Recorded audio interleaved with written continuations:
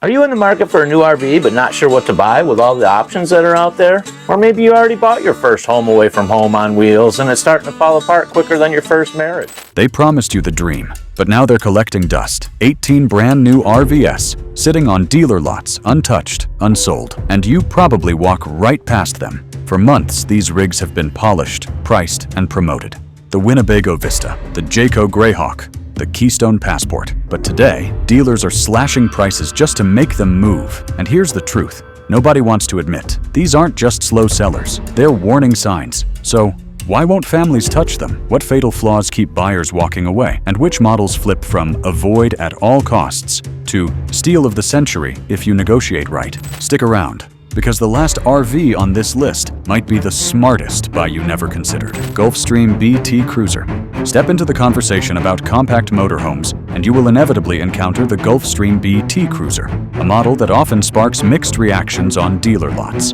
Marketed as a so-called Class B plus recreational vehicle, it is positioned somewhere between a true van conversion and a full Class C motorhome. That middle ground identity has left many shoppers scratching their heads, wondering if it is too small for families, yet too bulky for solo adventurers who want the nimble freedom of a van. Buyers looking for serious boondocking capability often bypass it, while those seeking maximum space turn toward larger rigs. Despite Gulfstream's long history in the industry, the BT Cruiser sometimes sits unsold, carrying price tags that feel ambitious when compared to more popular competitors. From this uncertain niche, we turn the page to a different kind of rig, one that reveals another surprising reason why dealers are struggling.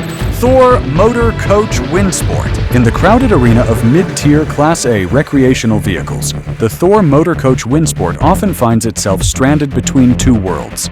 It is not budget-friendly enough to draw in first-time buyers, yet it is not luxurious enough to satisfy travelers chasing top-tier indulgence.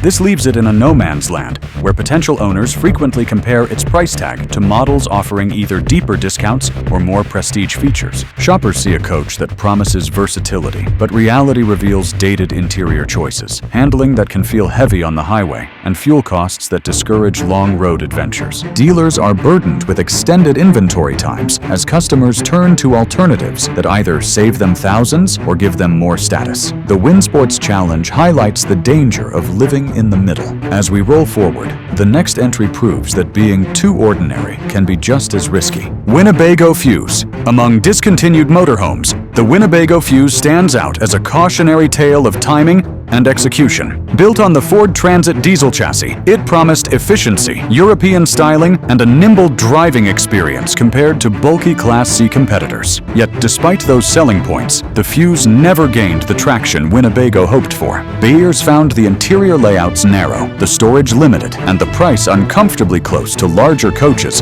that offered more space. Introduced in the year 2016 and quietly ended a few years later, units still linger on dealer lots, reminding everyone that innovation without strong demand can become an expensive anchor. The Fuse's legacy is that even trusted brands can misjudge the sweet spot of consumer desire. Moving from this story of an early exit, we arrive at the next model, which proves that sometimes even long-established names can struggle to win over modern travelers. Holiday Rambler Admiral. When shoppers stroll through a dealership looking for an entry-level Class A motorhome, the Holiday Rambler Admiral frequently catches their eye at first glance, but quickly loses appeal under closer inspection. The Admiral name carries heritage, yet the modern versions struggle with dated interiors, modest horsepower ratings, and handling that feels less stable on long interstates. Priced higher than many expect for what it delivers, the Admiral often competes against coaches offering more updated technology, fresher styling, or simply better value for the same monthly payment. First introduced decades ago, it once symbolized prestige, but in the year 2025, it risks being remembered more for unsold inventory than for adventure. Dealers quietly push discounts just to move them along, hoping buyers will overlook shortcomings. As we shift gears from this classic brand losing its shine, the following model demonstrates how even bold experiments can backfire spectacularly. If you've made it this far, you're clearly into the details most people overlook. Hit that subscribe button to let me know you're watching closely, and drop a comment with the RV you think deserves this list. Jayco Greyhawk Special Edition. Walk across a row of Class C recreational vehicles, and the Jayco Greyhawk Special Edition will appear to promise affordability. yet a deeper look often leaves shoppers underwhelmed. Built on a tried and tested chassis with Ford power, the Redhawk Special Edition aims to capture families who want a dependable rig without breaking the bank. However, the reality is that its simplified construction, limited storage, and modest trim levels make it feel bare, compared to rivals offering richer interiors at similar monthly payments. Buyers who walk inside quickly notice fewer conveniences, thin cabinetry, and layouts that feel cramped for extended trips. Although the Jayco brand has earned loyalty since the 1960s, this particular model has struggled to live up to the family-friendly reputation. Dealers frequently cut prices to entice hesitant shoppers. Leaving behind this entry-level compromise, the next motorhome highlights how oversupply can drag down even stronger contenders. Forest River Sunseeker. Glancing through dealership lots, many travelers expect the Forest River Sunseeker to stand tall as a reliable Class C motorhome, yet it often lingers far longer than anticipated. The Sunseeker line boasts dozens of floor plans, but that very abundance has become a weakness, creating confusion and diluting its identity. Shoppers confronted with too many choices often shift to competitors that present a clearer message of value. Interiors can feel inconsistent depending on the trim, and long-term owners sometimes report fit and finish issues that do not match the price point. With monthly payments climbing in the current market, buyers hesitate when the Sunseeker fails to deliver distinctive advantages over rivals like the Winnebago Mini Winnie. Dealers attempt to compensate with incentives, but even heavy markdowns cannot disguise the oversupply. As we continue beyond this versatile yet overextended model, the next entry demonstrates how plain styling can also dampen enthusiasm. Thor Chateau. On paper, the Thor Chateau seems like a dependable choice for families seeking an accessible Class C recreational vehicle, but reality has painted a different picture on showroom floors. The Chateau name has been around for decades, yet modern versions struggle to stand apart in an increasingly crowded segment. Many buyers step inside and encounter interiors that feel dated, with upholstery and cabinetry that echo designs from the early 2000s rather than the year 2025. Power comes from well-known gasoline engines, but handling can feel clumsy compared to newer competitors built on refined chassis platforms. Pricing sits awkwardly between budget and premium, leaving buyers questioning whether they are truly receiving value for the cost. Dealers often mark these units down heavily, sometimes after more than 180 days on the lot. Transitioning from this example of ordinary design, the following model shows how brand overlap complicates sales. Integra Odyssey. Walk through a dealership showcasing Class C motorhomes, and you may notice the Integra Odyssey carrying a premium badge, but struggling to justify its higher price point. The Odyssey was designed to present itself as a step above mainstream Jayco offerings, yet many shoppers quickly realize that the differences are subtle, leaving them unwilling to pay thousands more for marginal upgrades. Interiors often resemble those found in Jayco Redhawk models, with only slight enhancements in trim or finishes. Buyers expecting luxury at this level find themselves disappointed, particularly when monthly payments climb above what competitors ask for comparable floor plans. Although Integra has cultivated a reputation for quality since joining the Jayco family, the Odyssey underscores how brand overlap can confuse customers rather than inspire loyalty. As we steer away from this case of blurred identity and questionable value, the next motorhome demonstrates how outdated reputations can weigh heavily on sales. Coachman Leprechaun. In the long line of mid-range Class C recreational vehicles, the Coachman Leprechaun is one that often appears attractive at first glance, yet struggles to maintain interest when buyers begin comparing details. The Leprechaun badge dates back to the 1970s, giving it historic recognition, but heritage alone does not guarantee sales in the year 2025. Many floor plans feel cramped for modern families, storage space is limited, and fuel economy lags behind smaller competitors. Buyers walking through a dealership frequently compare the Leprechaun's asking price to alternatives such as the Thor Chateau or the Forest River Sunseeker and question why they should pay a premium. Dealers find themselves discounting heavily after 150 days or more on the lot, hoping to spark interest that rarely comes. As we leave behind this example of fading middle market appeal, the next model illustrates how entry-level Class A coaches miss expectations. Forest River Georgetown 3 Series. Among the lineup of entry-level Class A recreational vehicles, the Forest River Georgetown 3 Series frequently ends up overlooked and unsold. The Georgetown name has history stretching back to the 1990s, but the 3 Series trim often feels like a compromise that satisfies neither budget-minded travelers nor luxury seekers. Interiors showcase simplified materials that lack the refinement buyers expect at this price, while handling and ride comfort leave much to be desired on long stretches of highway. Families evaluating monthly payments often notice that slightly higher installments secure them more upscale competitors, while slightly lower payments provide more practical Class C options. This middle position leaves the 3 Series languishing in showrooms, sometimes for over 200 days, tying up dealer financing. From this example of a coach stranded between categories, we move forward to another model where bold ideas failed to capture the loyalty of adventurous buyers. Thor Motor Coach Outlaw. Step into the world of specialty motorhomes and the Thor Motor Coach Outlaw immediately stands out with its toy hauler design. But that uniqueness is also its greatest weakness. Marketed as a Class A or Class C recreational vehicle with a built-in garage for motorcycles, all-terrain vehicles, or other gear, the Outlaw appeals to a very narrow slice of buyers. For families simply wanting comfort on the open road, the garage space feels like wasted square footage. And for adventure enthusiasts, the high sticker price discourages purchase. Interiors are often Spartan to make room for the garage, and the ride quality suffers under the added weight. Dealers report that these models sit for well beyond 180 days, consuming costly floor plan financing. The Outlaw demonstrates that going too niche can backfire. Moving away from this tale of limited appeal, the next entry highlights how legacy branding alone cannot guarantee success. Winnebago Adventurer. Among long-standing names in the motorhome world, the Winnebago Adventurer once represented aspiration and comfort. Yet in the year 2025, it has lost much of its shine. Buyers today walk into dealerships expecting sleek technology, modern interiors, and fuel-efficient drivetrains, but the Adventurer continues to showcase layouts that feel rooted in the early 2000s. While it does deliver dependable performance from a gasoline-powered chassis, its bulky handling and dated decor cause hesitation, especially when monthly payments rival more luxurious diesel pushers. The Adventurer's heritage dates back decades, but familiarity cannot outweigh rising competition that blends innovation with affordability. Dealers frequently offer large incentives after units sit for over 200 days, hoping to reduce floor plan losses. From this example of a veteran model fighting to remain relevant, we now steer toward another coach whose name recognition cannot rescue it from an identity crisis on crowded lots. Fleetwood Flair. Walk through any dealership filled with gasoline-powered Class A recreational vehicles, and the Fleetwood Flair will often be spotted gathering dust rather than signatures on sales contracts.